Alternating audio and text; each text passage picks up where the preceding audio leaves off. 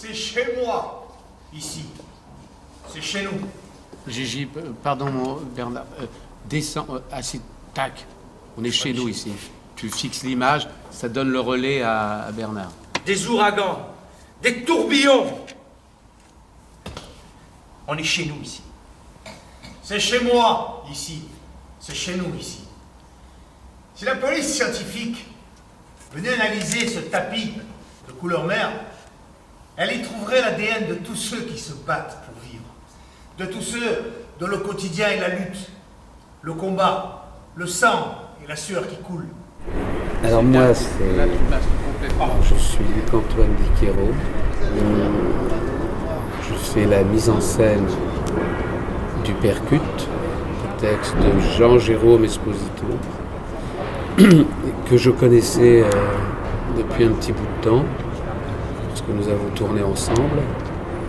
Un homme profondément généreux a choisi de parler de ce que ça représente de quitter son pays, sa terre, à travers le parcours d'un jeune migrant africain qui se révèle être un futur grand boxeur.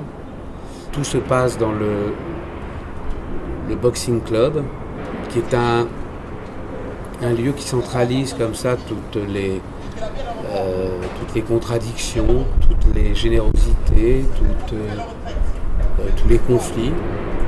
Donc c'est un lieu unique. Et on procède par flashback, donc d'autres personnages apparaissent. C'est un spectacle sur l'altérité, comment on accepte ou non la culture de l'autre, la tradition de l'autre.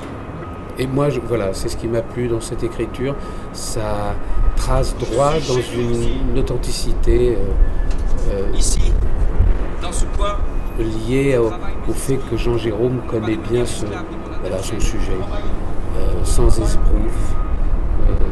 Il est près de lui, on n'est pas dans un texte littéraire où la phrase va être travaillée, on est dans le brut, on est dans le coup de poing, dans une écriture concise. Je dis bien à tout le monde que le premier qui pose souci, je le bute. Il y a un phrasé, il y a une rythmique qui nous inscrit tout de suite dans ce tissu social.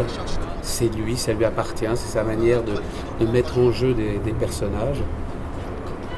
Donc il écrit et il parle de ce qu'il connaît le mieux avec un langage qu'il maîtrise bien. Et c'est ce que j'aime aussi.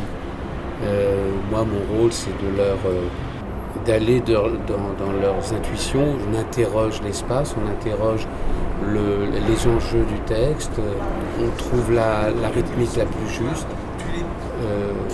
on essaye d'y mettre du ludique et de ne pas se tromper sur les enjeux, d'être vigilant à ne pas trop tomber dans la fausse empathie ou le pathos.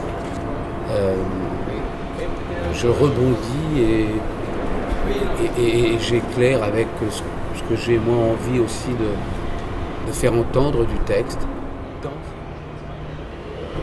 Il a fallu faire aussi avec les contingences de temps, d'argent, liées à cette saloperie qu'on est en train de vivre tous là, toutes et tous ensemble. Donc c'est des vraies contraintes et ça c'est important de le dire. Là on s'est retrouvés il y a 2 jours tous ensemble et on ne s'était pas vus depuis novembre. Et en novembre on n'avait fait que 9 jours de répétition, donc il faut être efficace.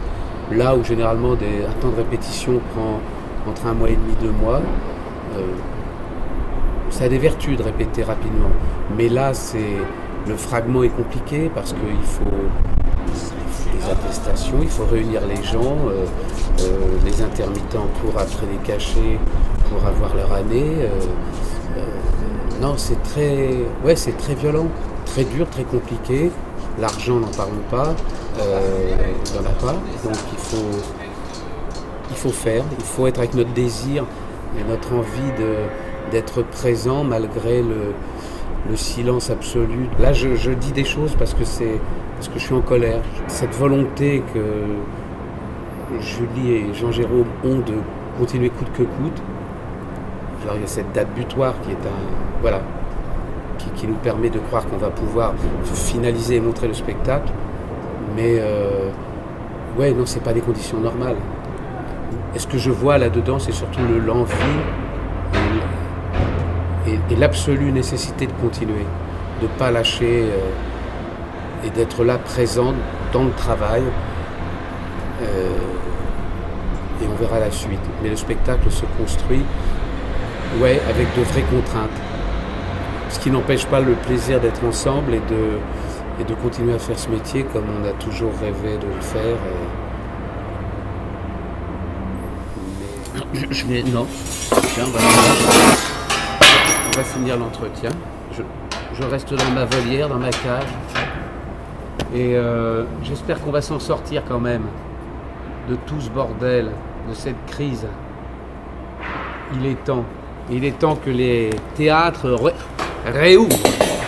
Madame Bachelot, ministre de la Culture. Voilà.